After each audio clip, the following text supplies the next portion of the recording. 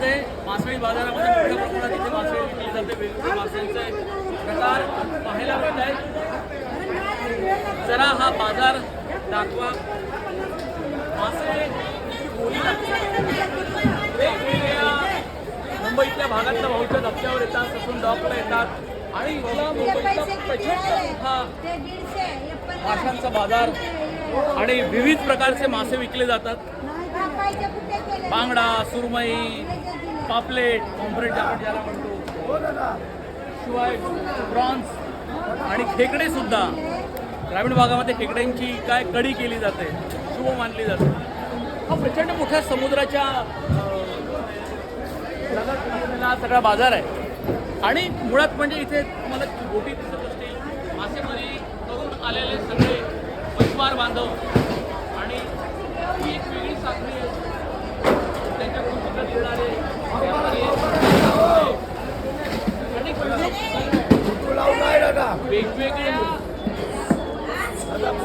टप्प्यातनं हा मासे विक्रीचा सगळा व्यवसाय पुढे जात असतो आणि अत्यंत कष्टाने हा सगळा व्यवसाय करतात.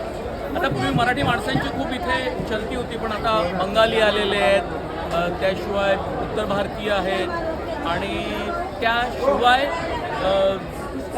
गुजरातीसुद्धा मासे विक्री करणारे लोक आहेत. आणि प्रचंड वर्दळ क्राऊड.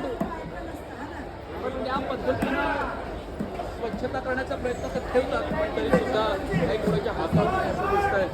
आणि खूप लोकांचा रोजगार यावर अवलंबून आहे, हे लक्षात घ्यायला पाहिजे.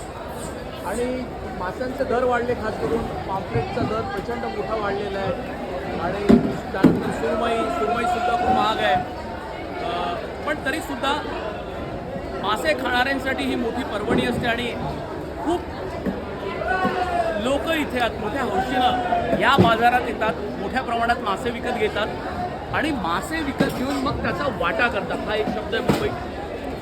4, 5, 3, 4 लोक मित्रमंडळी येऊन मासे घेतात आणि त्याचा खूप प्रमाणात मासे विकत घेतात आणि मग त्याचे वाटे करतात, जेणेकरून ते मासे स्वस्त पडतात.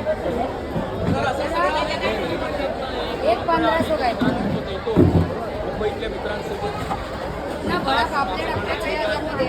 आणि त्याची बोली लावली जाते, भाव थोडेसे कमी केले जातात आणि खूप आग्रही सुद्धा करतात.